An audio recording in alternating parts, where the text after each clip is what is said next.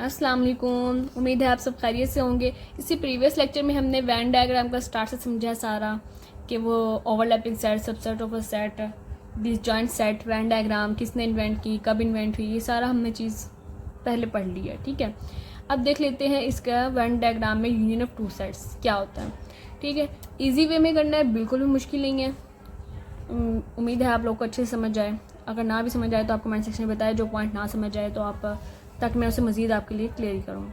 ठीक है, union of two sets. अब इसमें यूनियन ऑफ टू सेट्स हमने वो एलिमेंट्स ले लेना, दोनों के एलिमेंट्स को उठा के हमने यूनियन कर देना होता है। यानी कि दोनों जो सेट्स हैं अगर डिसजॉइंट भी हैं तो उन दोनों को उठा के एक सेट में कर देना होता है। ऐसे ही है कि इकट्ठा कर देना होता है, हमने एक सेट बना दो सारा बस। अच्छा जी, अब आ जाते हैं हमने, हमारे पास जो है एक सेट है A1359, यूनियन है हमारे पास 2369। ऐसे ही कोई दो भी एलिमेंट है हमारे पास 2369, दो तरह के हमारे पास हैं A और B। अब इन दोनों को यूनियन कर देना है। अब इनके एलिमेंट्स कुछ कॉमन भी हैं तो उनको भी लाइन वाइज लिख देना है, और कुछ नहीं भी हैं उनको भी लाइन वाइज लिख देना है। 1 2 3 एंड 4 नहीं है, 5 है, एंड देन 6 है, एंड 7 8 नहीं है तो 9 है। ठीक है, अब इसमें जो कॉमन एलिमेंट्स हैं वो देखिए 3 है और 9 है दोनों में। ऐसी ही बात है। तो हमने अगर ओवरलैपिंग सेट्स हैं हमारे पास, यहाँ पर ये ओवरलैप हो रहे हैं एक दूसरे के ऊपर, ऐसे ही तो हमने यूनियन में हमने जो सेंटर में लिखना है ना डायग्राम में, वो हमने सेंटर में 3 और 9 लिख देने हैं, क्योंकि दोनों में कॉमन आ रहे हैं, दोनों सेट्स लिखने हैं कॉमन, तो हमने ऐसे लिख दिए। और जो A है उसमें 1 5 बचा है तो 1 5 लिख दिया, B है तो उसमें 2 6 बचे हैं तो हमने 2 6 लिख दिया। अब अच्छा जी, इसमें जो थोड़ा सा हमने शेडेड करना होता है एरिया, अक्सर बच्चे इसमें कंफ्यूज हो जाते हैं, तो हम वो देख लेते हैं। अब देखो, अब A को हम इस तरह लाइन में यहाँ तक लेके आनी है, A का सेट यहाँ तक है, इस तरह लाइन में हमने इसे शेड दे रहे हैं। और B को हम इस तरह कर लेते हैं, B का सेट यहाँ तक है तो हम इसे यहाँ तक ही लाएंगे लाइन। ऐसी ही बात है, इस तरह शेड कर लेते हैं। डिफरेंट लाइंस बस शेड करनी होते हैं, निशानदेही करनी होती है कि हमने इसे शेड किया, वही डिफरेंट सेट्स हैं। ऐसी बात है, A डिफरेंट है, B डिफरेंट है, और जो इसके दरमियान में है वो कॉमन है दोनों का, क्योंकि दोनों में बॉक्स बन गए हैं। ऐसी बात है, आपको थोड़ा सा क्लियर नज़र नहीं आ रहा होगा, लेकिन कुछ इसी तरह का है, यानी कि सेंटर में लाइंस कुछ इस तरह हो गई हैं, बॉक्स बन गए हैं इस तरह कुछ, इनकी कॉमन चीज़ आ गई। इस साइड की लाइंस भी आ गई हैं और इस साइड की लाइंस भी आ गई, दोनों साइड की लाइन आ गई, तो बॉक्स टाइप में कुछ हो गया। तो ये कॉमन पार्ट है दोनों का। ओके, कुछ ना समझ आए तो समझें। अगर जो एक्सरसाइजेस की बात है ना, वो मैं आपकी डिमांड पर सेंड करूँगी कि आपको उस पर लेक्चर आपकी डिमांड पर होगा।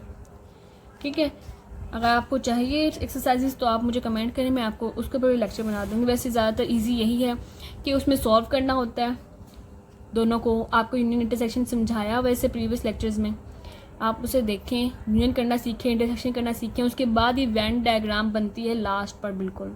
ठीक है, कि अगर क्वेश्चन में पूछा जाए कि सॉल्व करें इसे क्वेश्चन को और फिर इसकी वैन डायग्राम भी बनाएं, तो आपने फिर क्या करना है, क्वेश्चन पूरा सॉल्व करके ले आना है।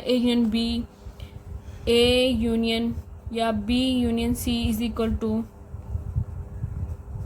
यूनियन C, ये सारी चीज़ें इसको सॉल्व करके इन दोनों की, इसका फाइनल रिजल्ट जो आएगा ना, उसका आपने वैन डायग्राम बनानी है।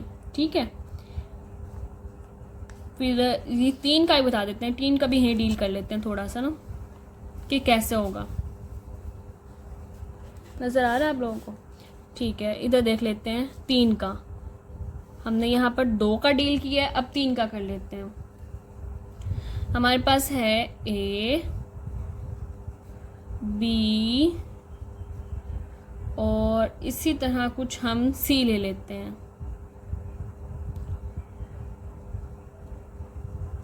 ठीक है, ये C हो गया हमारे पास। अब हम A के एलिमेंट्स हैं हमारे पास, A हमने कह दिया है 1 3 5 7 9 10, और B हम कह रहे हैं 2 4 6 8 9 10, C हम कह रहे हैं 2 3 5 7 11 13। ठीक है, अब इसमें से हमने सबसे पहले वो देखने हैं जो कॉमन है एलिमेंट्स, हम वो देख लेते हैं पहले सारे, ठीक है। 5 कॉमन है, नहीं है 5 कॉमन नहीं है, सॉरी, ओके 1 नहीं है, 2 इन 2 में कॉमन है, तो हमने 2 लिखना है बी और सी के दरमियान यहाँ पर, ठीक है। और जो है 3 5 9 10 जो है हमने लिखने हैं इन 2 के दरमियान, यहाँ पे 9 10, ठीक है, क्योंकि इन दोनों में कॉमन है, ए और बी में। ठीक है, अब लिखने हैं, देखते हैं और कोई कॉमन है इन दोनों में, और कॉमन नहीं है, ओके। ए और सी में जो है वो 3 कॉमन है, और ए और सी में ही 5 कॉमन है, और 7 भी है साथ ए और सी में, और मज़ीद नहीं है कोई। ओके हो गया। अब जो बाकी एलिमेंट्स बचे हैं ना, 2 भी हो गया, 3 भी हो गया, 5 भी हो गया, ऐसे ही 7 भी हो गया सी का एलिमेंट, तो हमने यहाँ पे लिख दिया 11 और 13 बी और ये सी, ठीक है। अब जो 2 के बी के एलिमेंट्स बचे हैं, 2 भी कॉमन था, 4 6 8 9 10, 9 10 भी कॉमन हो गए थे, इसके 2 भी कॉमन हो गया था, 4 6 8 हमने यहाँ पर लिख दिया है, ठीक है। और ए के तो सारे कॉमन हो गए थे, 3 भी हो गया था, 5 भी हो गया था, 7 9 10 भी हो गया था, उसका बचा 1, तो 1 हमने अकेले सेट में लिख दिया, ठीक है। अब देखो इसको शेड कैसे देना है वो देख लेते हैं। अब आपने देख लेना है, एक को हम ऐसे शेड दे देते हैं या एक को स्ट्रेट दे देते हैं, ये स्ट्रेट लाइन हो गई, और इसको ऐसे शेड दे देते हैं, हॉरिजॉन्टल लाइन सारी, जहाँ जहाँ तक आपका बी पार्ट है और जहाँ जहाँ तक आपका ए पार्ट है। और सी में क्या करना है, आपने आड़ी लाइनें दे देते हैं थोड़ी सी, चलो जी। अब जो है एलिमेंट्स जो है, मैं पेन कलर चेंज होना चाहिए था, लेकिन आप लोगों को थोड़ा सा फील हो रहा होगा, यहाँ पर जो है ये चीज़ जो है इनमें कॉमन है थोड़ी थोड़ी, ठीक है। A union B union C, इसका आंसर है ये, ठीक है। अब देख लेते हैं, हमने 3 का भी कर लिया, इंटरसेक्शन देख लेते हैं अब नेक्स्ट में। Intersection of 2 sets. इंटरसेक्शन हमने क्या करते हैं, इसमें क्या करते हैं, इंटरसेक्शन में हमने क्या बात की हुई है पहले कि ए और बी में जो पार्ट कॉमन हो वो हम दरमियान में शेड करते हैं, बाकी हम छोड़ देते हैं। हमने ऊपर बात की यूनियन ऑफ 2 सेट्स में सारा शेडेड किया हुआ है, ऐसी बात है। और लेकिन इंटरसेक्शन में हम वही पार्ट शेड करते हैं जो दोनों में कॉमन होता है। क्लियर है बात?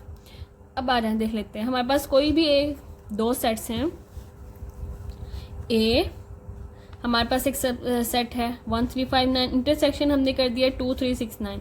अब इन दोनों में जो पार्ट कॉमन आ रहा है वो हमने लिख लिया है 3 और 9, ठीक है। अब वेन डायग्राम इसे कैसे शो करना है वो देख लेते हैं। हमने ए लिख लिया और बी लिख लिया, ओवरलैप कर लिया क्योंकि इसमें खाली सेट नहीं आ रहा है, ठीक है। ओवरलैप करने के बाद हमने कह दिया कि जो 3 और 9 है वो सेंटर में लिख लेते हैं, और बाकी जो रिमेनिंग नंबर्स रह जाएंगे ए के वो हम लिख लेते हैं 1 5 साइड पर, और ऐसे ही बी के भी जो रिमेनिंग नंबर्स रह जाएंगे वो हम साइड पर लिख लेंगे बी में। जो सेंटर में होंगे वो लिखे जाएंगे कॉमन जो पार्ट आएगा दोनों का इंटरसेक्शन करने के बाद 3 9, ठीक है। अब वो हमने लिख लिया। अब सिर्फ हमने क्या करना है, सिर्फ एक इसी पार्ट को शेड देनी है कि ये हमारा फाइनल आंसर है, और कुछ किसी को शेड नहीं करना, बाकी सारा ऐसे ही खाली रहेगा, बस एक इसी पार्ट को शेड कर देना, ठीक है। चलिए हमारा लेक्चर जो होता है यहीं पर एंड करते हैं, मिलते हैं इसे नेक्स्ट लेक्चर में इंशाल्लाह। फिर उसके बाद हम करेंगे डिफरेंस ऑफ 2 सेट्स और इंटरसेक्शन कॉम्प्लीमेंट ऑफ 2 सेट्स। उम्मीद है आप सब खैरियत से होंगे, मिलते हैं फिर नेक्स्ट लेक्चर में।